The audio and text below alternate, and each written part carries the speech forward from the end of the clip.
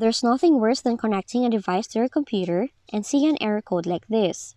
So if this is also showing into your computer, we will walk you through exactly how to resolve the following error.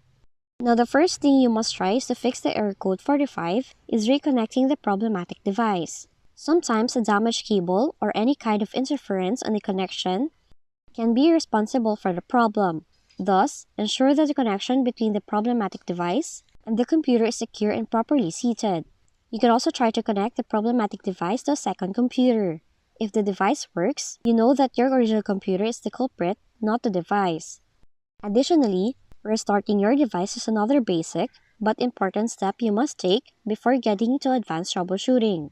This might eliminate any temporary bug or glitch interfering with the connection between your computer and the device. You should also download the latest Windows updates by opening Settings, go to Windows Update, choose Windows Update from the left panel, and click on Check for Updates option.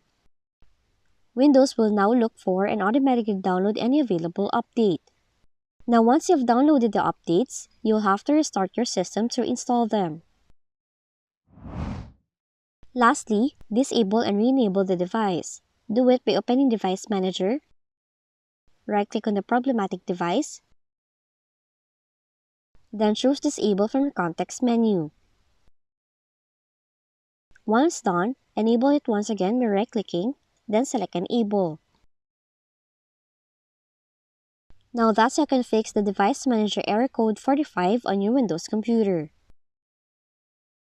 If you found this video helpful, kindly like and subscribe.